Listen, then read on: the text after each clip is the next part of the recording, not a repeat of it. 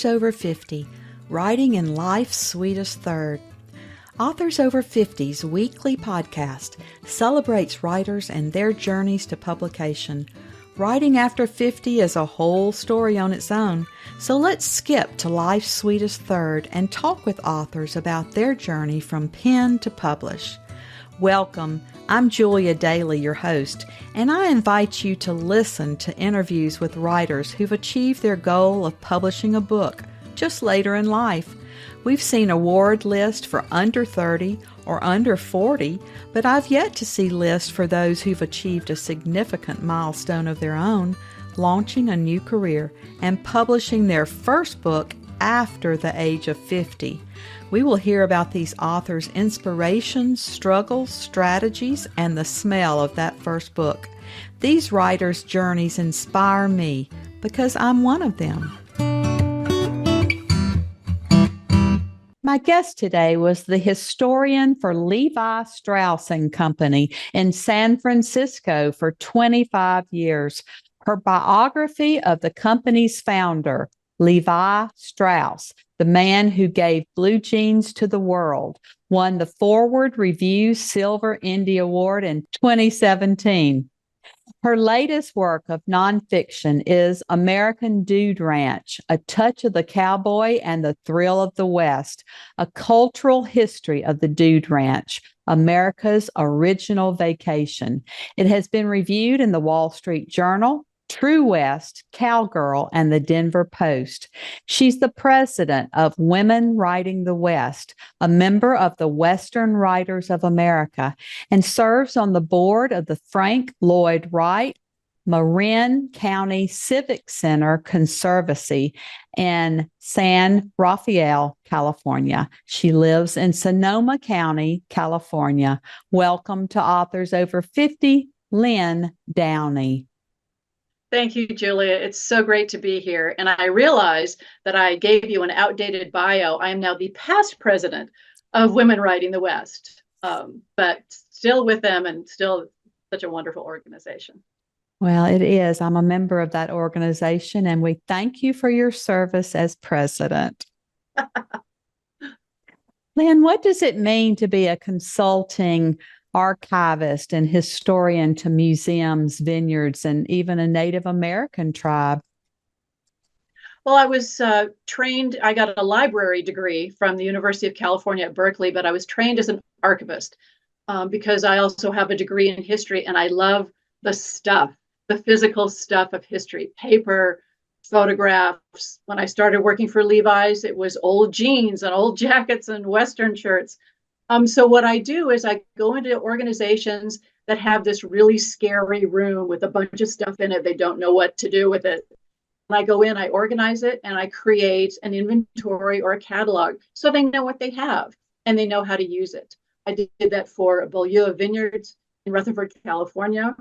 I also work as a curator, and I curated an exhibition for the waiting room for the casino boat for the Chemehuevi Indian tribe in Lake Havasu City, Arizona. And I've also worked and will have other work for the Charles Schulz Museum in Santa Rosa, California, which is near where I live. And of course, Charles Schulz created the wonderful strip Peanuts.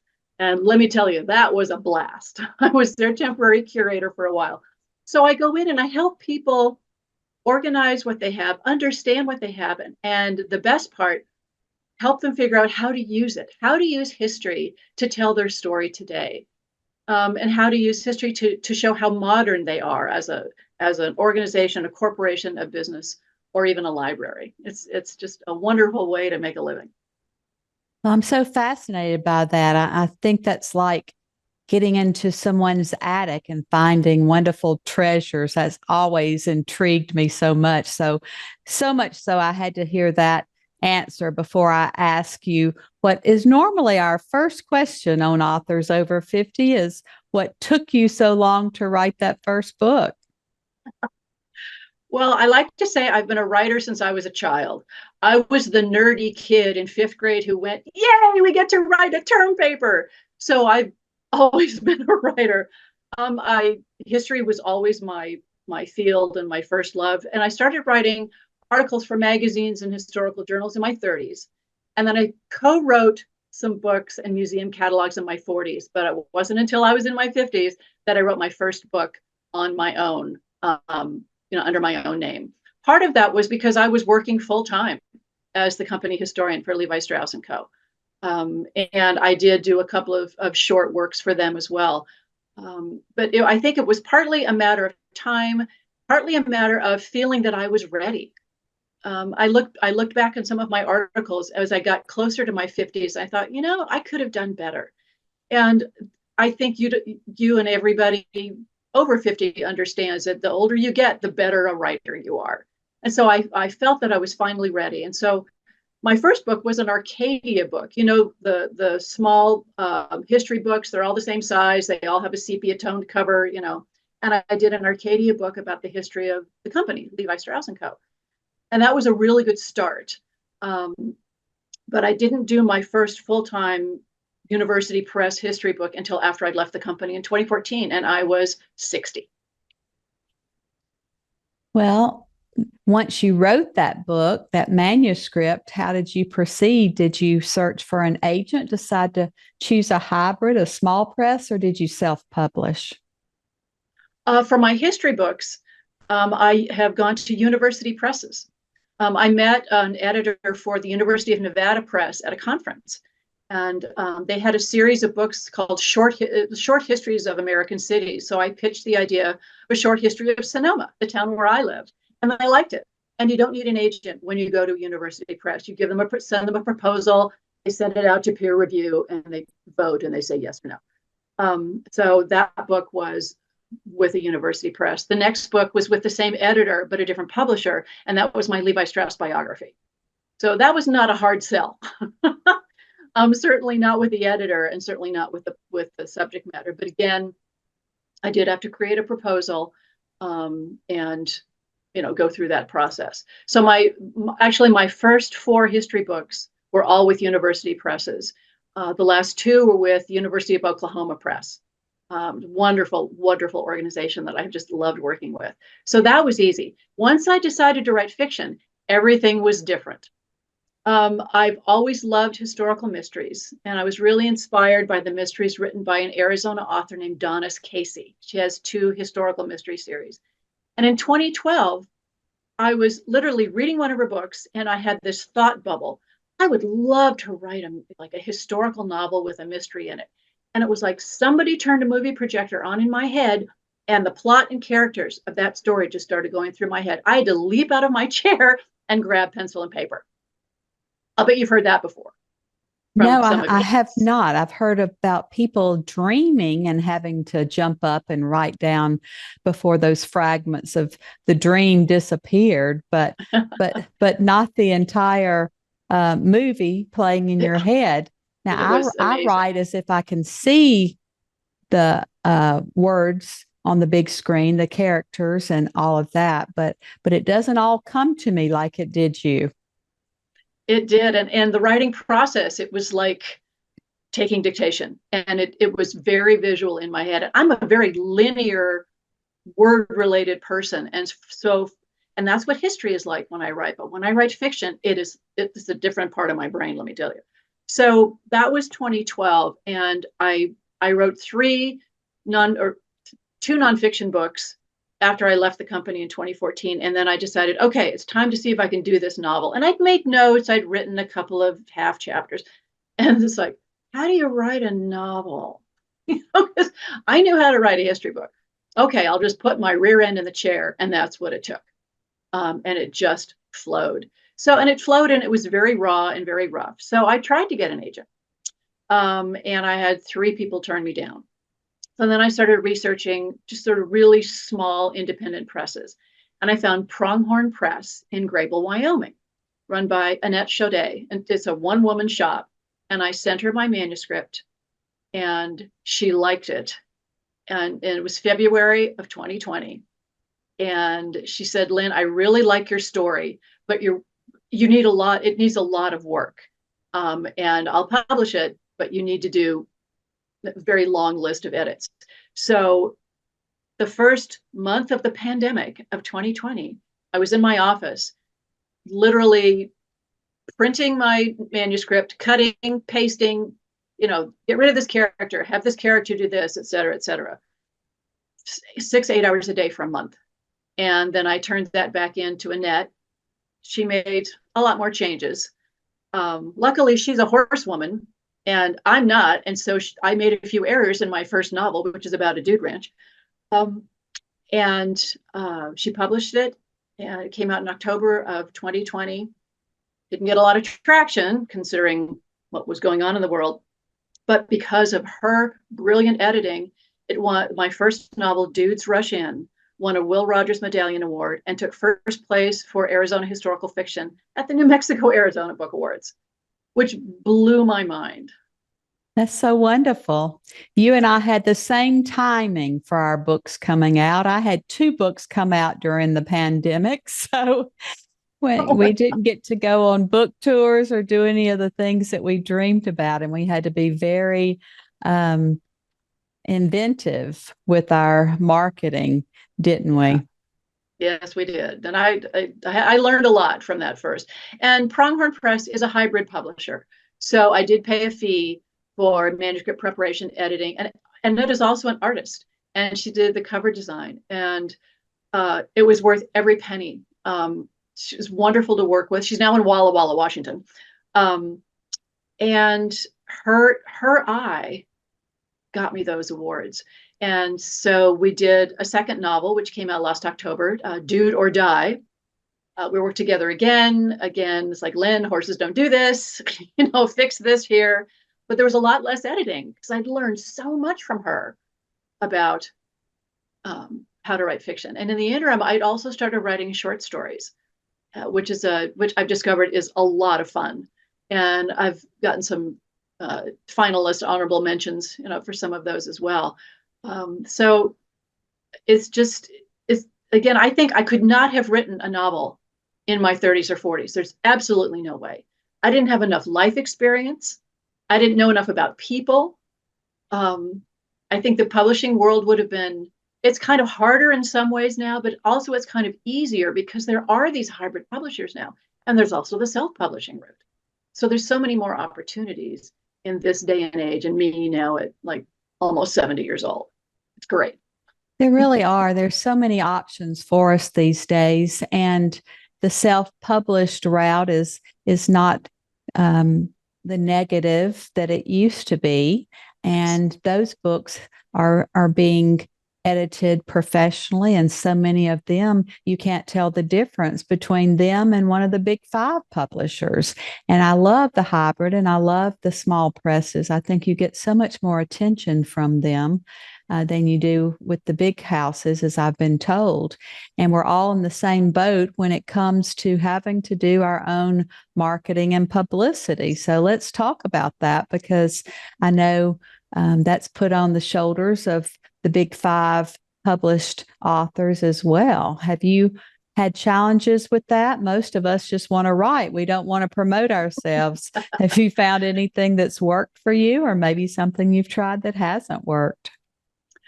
Well, I love book marketing. One of the things that I loved most about my job at Levi's was I got to talk to people about history. I'm a ham. Stick a camera in my face, stick a microphone in my face. I will go on for hours.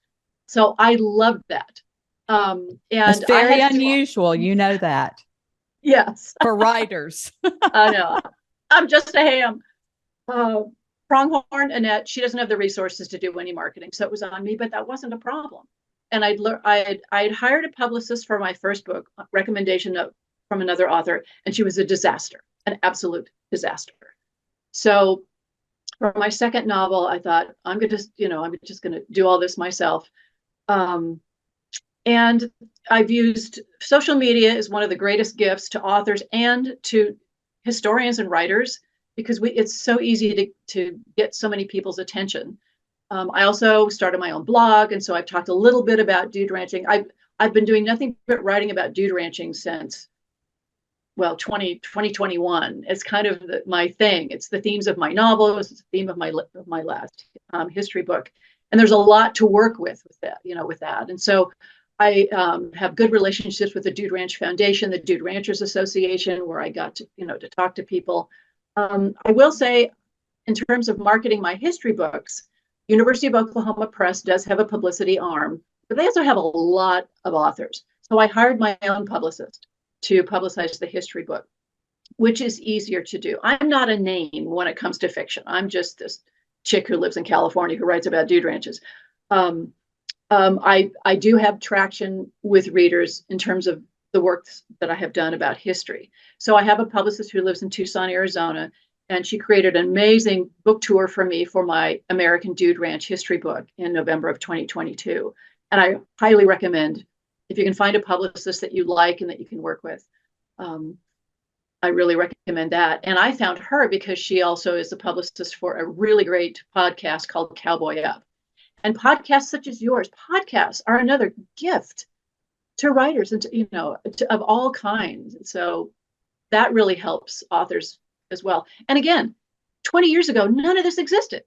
We would have many fewer avenues to do our own marketing. So I love it. I love getting out there. I'll talk to anybody in person. I've gone to bookstores where there's just 5 people in the room. I don't care. You're going to get my best talk. You're going to get my best work, because you never know who you're going to reach with all of these avenues that are available to us. So I know that other write. I mean, I love to write. There are days it's like, don't talk to me. I'm writing today. It's like, this is my love. But get out there and share the stories is really wonderful. Have you been able to sell your books at the actual dude ranches? Yes, I have. And as a matter of fact, I'm doing a promotion for the second time with the Dude Ranch Foundation. When my history book came out, they helped me sell my book to Dude Ranches. And for every book that a Dude Ranch bought, I donated $1 to the Dude Ranch Foundation. It's the educational and philanthropic arm of the trade association. It's a wonderful, wonderful organization. They do horse safety programs, they give scholarships, and they're also all about dude ranching history. So my second novel that just came out, Do It or Die, we're going to do the promotion again. We're about to announce it. So Dude Ranchers and also anybody on my social media who buys the book, I will donate this year $2 for every book to the Dude Ranch Foundation. And that's a big help. They're really supportive. I love that. And I love when we can tie our novels, not just the historical books, but our novels to different platforms and be able to speak on those platforms as well. My first book was about adoption, and I'm an adopted child. And I just had so many people. I was so honored to hear the stories of so many people who contacted me, in the adoption community. And I did the same thing. I contributed to adoption agencies. Oh, that's wonderful. Yeah, that's another gift that we receive as writers. We think we're giving, and we are, but we're really receiving the gift. Yes. To be able to use our writing to change people's lives, even if like a novel can change somebody's life. It's truly a gift. Are there any specific books or seminars or writing retreats or groups that you can share that has improved your writing journey? I'm not a group person. There are a few books about writing that I really recommend and that I read when I got started on my journey. One of them, surprisingly, Stephen King's memoir called On Writing. Tremendous, entertaining book and a great sort of manual. Anne Lamott, Bird by Bird, is another wonderful one. I have friends, I have readers, first readers that do read my work and give me feedback. And so that I do, but I'm not a group person. And I've never been to, any of the retreats. And I know, and that's the thing, that works for some people, that wouldn't work for me. I sort of make my own retreats at home. I think so. I think I like to go away and be in total silence somewhere. And sometimes you can do that at retreats. You can get together in the morning for a class and get to know people and have lunch and then go back to your dorm room or wherever it is they're holding the retreat, and you can write furiously the rest of the day and night. So sometimes that balance is nice. Yes, exactly. Yeah, I did sort of a mini retreat. I went to a historic dude ranch last summer called the OTO outside of Gardner, Montana, that has only been open the last 2 years as a summer pop-up ranch. It closed in the 30s and has been private property and is now owned by the Forest Service. So it was a fundraising thing that it's open in the summer and all of the proceeds go to historic preservation. And I don't ride. I grew up in a family of rodeo cowboys and horse trainers and breeders, and I never learned to ride. I didn't get the horse gene. I got the Western history gene. So everybody in the morning, everybody went off on the morning ride. And I sat on the porch of the lodge with my coffee and my notebook with the view of Montana and these historic, surrounded by history. And I started writing an article about the Dude Ranch. And I got so much writing done. I felt like it was 1923, not 20, this place. And that just feeds me as a writer. So that was like my own little mini retreat. Well, I would have to do that if I went with my children and grandchildren to a ski resort. I would have to sit there with my hot chocolate and just watch them because I've never skied. I don't like the cold or the snows. But that would be great just to sit and watch them from the porch like you did. I'm with you. I don't ski. I hate the cold. I'm from Northern California. I don't do snow. Yeah. Well, I'm from Mississippi originally and now Texas. So when it gets below 70 here, I think it's too cold. Well, Lynn, why don't you tell us a little bit about the passage you've brought to share today and then read so we can hear your tone and voice in the book? Okay. Dude or Die is the second novel in my series. It's set on the H Double Bar Dude Ranch in Tribulation, Arizona, which is based on one of my favorite places in the world, which is Wickenburg, Arizona. The main character is actually a San Franciscan named Phoebe Kelly. It's her sister-in-law's Dude Ranch, and she comes out to help for a couple of seasons. And this season, there's competition from a big new guest ranch in town. It's making it hard for the local dude ranches to do business. So Mary, the owner of the ranch, decides to put on a dude-o, a dude ranch rodeo. So there's to have events for the dudes and events for the wranglers. And she's decided to invite a up-and-coming trick writer named Eden Williams, who's from my part of the world, Sonoma County, California. She has kind of a mysterious past, and she will bring an interesting plot device to the story. So I want to read you a passage when Mary introduces Eden Williams for the first time to the assembled guests at the Dude Ranch at the first dinner. And she has a famous horse named Berry Wise, and that's Berry. So she's introduced to the guests. And Eden says, "Thank you, Mrs. Watts. I am very happy to be here. And I can tell you that Berry Wise is too. I live in Sebastopol, which is in Northern California, where my family were farmers. For many years, I've been working for the owner of the largest berry farm in the area, called Western Pride. The owner, Mr. Ivor Danielson, saw that I loved horses and let me exercise some of his animals after I finished mucking out the stables and doing other chores after school. He raised quarter horses, and one day he bought a young roan he named Berry Wise. One of the boys interrupted just then and got his question out before his mother could shush him. Why is he called that? Eden smiled and asked the boy his name. Jason McIntyre, he said, as his brothers Christopher and Matthew rolled their eyes, and their mother Gladys tried not to. Fred, the boy's father, was a script reader for a TV series in Los Angeles, and he was as interested in Eden's story as his son was. Well, Jason, he's a strawberry roan. He lives on a strawberry farm, and he's a very wise horse. So that's why he's called Berry Wise.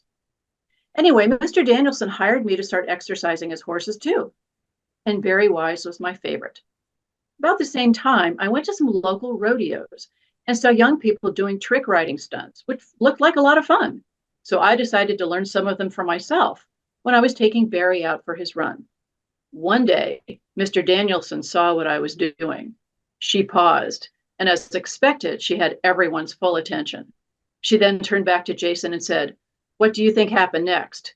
"You got in trouble," he said, without the slightest hesitation, and everyone laughed. Eden joined in and said, well, guess what? I didn't get in trouble.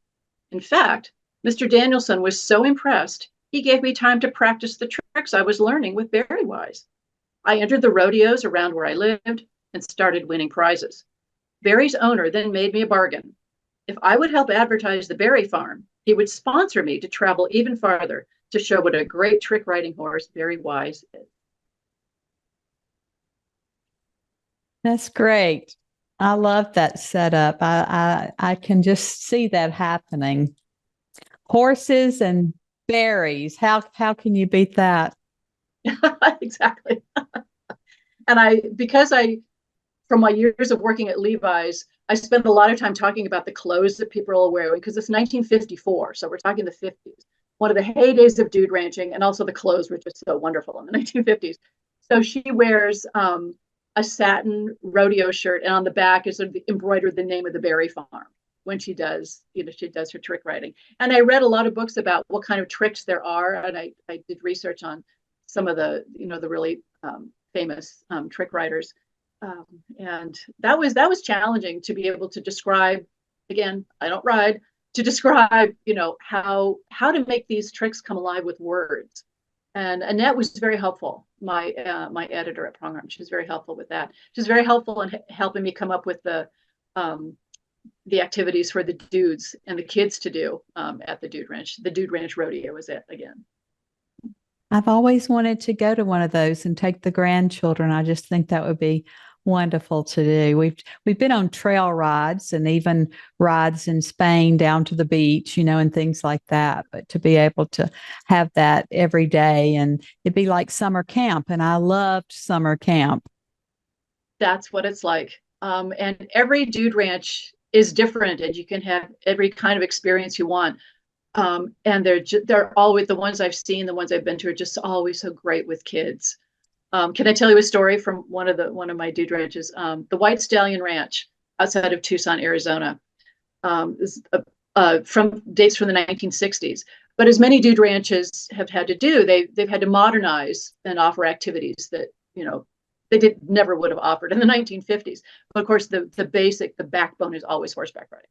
So one day I was in their little shop, and a troop of kids came in. Obviously, the trail ride had come in, and they were all pulling candy out of the bins, and there was a line of kids getting ready to pay for their stuff at the front desk. And the woman behind the counter, every single child that paid for something, she said, "What horse did you ride today?" "I rode Daisy." "Oh, that's a wonderful horse. What horse did you ride today?" And just making this an all-inclusive experience for the kids. It isn't, I just got off this horse. "Oh, what horse did you have?" I just thought that was so sweet. And that just kind of personifies the Dude Ranch. Yes, and for horse people, they know the personalities of those horses and what they'll do and what they won't do. And you can look into those big brown eyes and you feel like you're looking into someone's soul. They're just very magnificent creatures. Yes, they are. And that's the brilliance of the Dude Ranch theme, really, is that you tell the wrangler your experience, they will match you to a horse. You don't just line up and take any horse. They match you to the horse. And one thing I found that was kind of fun when I was doing my research for my history book is there were all these sort of advice columns about going to a dude ranch in the 20s and 30s. And it was always, do not exaggerate your riding experience. When you go to the dude ranch, you'll get the wrong horse. I feel the same way when I'm getting on a float plane in Alaska and they ask your weight. It's not the time to try to lie about your weight when you're getting on a float plane. Oh, man. Well, you are so prolific, and I wonder about your writing routine. Do you have books planned out for each year? Do you write faster than that? What do you do every year for your publishing? I usually always have another project in mind, even as I start the current one. I can't be without a project. So that's always sort of in the back of my mind. Certainly my routine, I'm a morning writer. I get up very early, and usually I'm written out by about 1 or 2. I don't eat lunch, and then I'm done for the day. That's my time that I do the best writing. I just published my second novel last October. I already have a germ of an idea for the third one, but I am already planning my next history book, which is going to take, I'll need to do a little travel to sort of follow my person I'm writing about, what he did back in 1871. And I always try to always think ahead and have something new to work on. Also, by having a blog, and it's sort of a history blog, that sort of helps keep me going in the writing, the writing mode. And I try to just do a lot of different kind of writing as much as possible. Again, I'm doing more short stories. And as long as I'm writing, I'm good. If I go for a few days and I'm not writing, I'm sure you've experienced this, like something's off. You've got to get back to the page. Well, you're on the right track because they say that until we have a series of at least 3 books, we can't really start to earn out. So, to be able to write your Dude Ranch series would be, the thing we're supposed to be doing. Yeah. Well, last spring, I was between projects and I'd finished the book and I wasn't ready to start something new. So I thought, oh, how about if I turn my first novel into a screenplay? Okay. So I read some screenwriting books and I sat down and I got Final Draft software. There's these great software that formats a script for you. It's fabulous. And then a friend of a friend was a screenwriter and I sent it to him. He's like, Lynn, it's a great story, but your script reads like a novel. So I went back to the drawing board. And then I found there are these companies that do what's called screenplay coverage. And you send your screenplay in and they have real screenwriters. They read your work. They give you lots of notes and they give you a rating. So I've done that with three different groups. I got great feedback and I've taken all this feedback and I did draft number 6 and I've now entered it into some competitions. It made honorable mention at the Santa Barbara International Screenwriting Competition a couple of months ago. So we'll see what happens. That was just for fun. And also just, it's those, another part of my brain, another part of my writing brain. I thought nothing would feel more different than fiction. It's like, whoa, screenwriting, this is really different. It really is. It really is different because you're just writing dialogue and directions for the actors, and there's no interiority like in a novel. So I too took a screenwriting class because I've got an agent in LA who's shopping my books around. And I thought, well, I should write the screenplay for them. They don't have to hire a screenwriter. And I realized very quickly that I need to stay in my lane.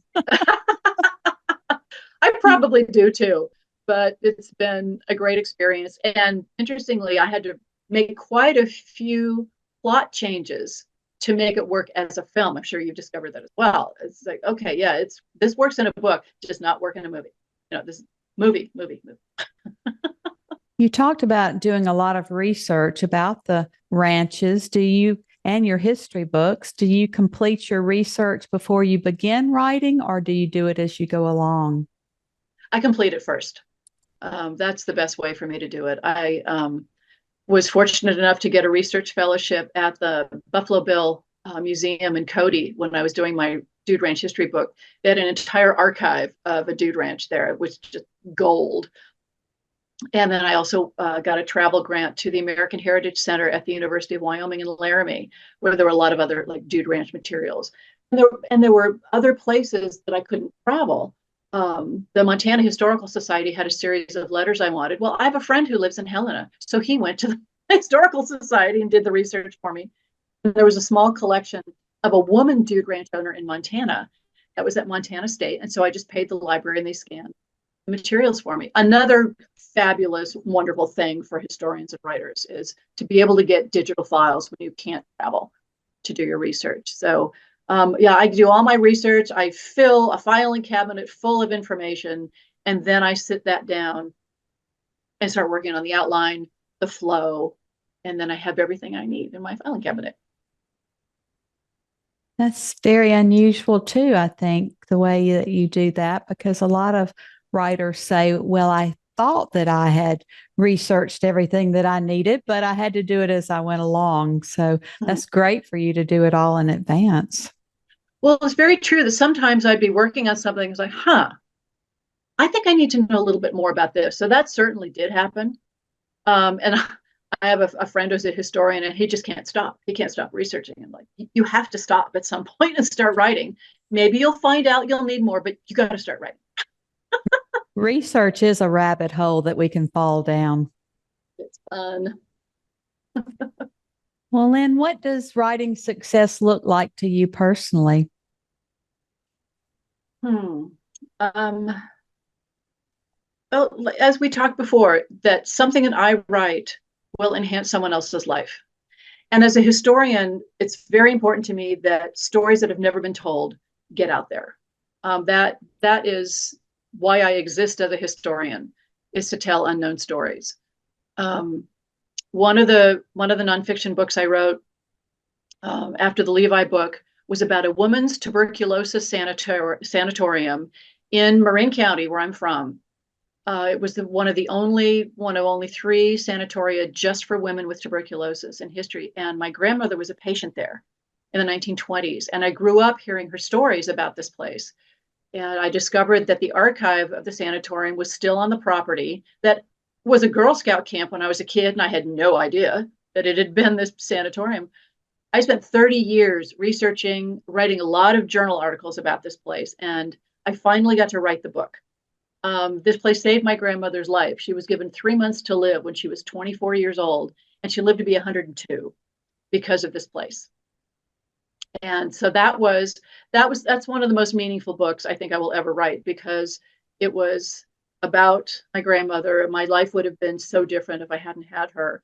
And one member of that generation is still with us. And so I was able to give that book to her. She knew my grandmother well. And that was just really very, very meaningful for me. And then when I gave talks about the book down in Marin County, I met so many people. Oh, my mother went there too. Or my grandmother was a nurse there. Or I was at the Girl Scout camp. You make connections. What you get when you write, you sit in your room and you write and you're all by yourself. But once that book goes out, you make connections. And that's, again, always so meaningful. Yeah, those books truly find the audience that they're meant to have when we send them out into the universe. Definitely. So your family does support your career as a writer? Oh, heck yes. It's like, hey, when's the next book coming out? The kind of thing I hear.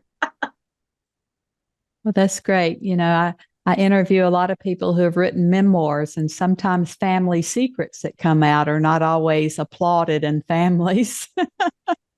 I know. I've heard that. I know people who are struggling with that. Yeah. Yeah. Well, Lynn, this has been a great visit with you today, all the way from California. And as always, our last interview question is, our writers over 50 are quite a unique set. Do you have advice for writers 50 and above? Don't let anybody tell you you can't do it. That life experience that you have will give you more to put on the page than youth ever could. Was it George Bernard Shaw who said youth is wasted on the young? I use that a lot. Yes. It's literally believe in yourself and keep your rear end in the chair. Even when it's hard. When it's hard, that means you have to sit there and work harder, but it's so worth it, and believe in yourself.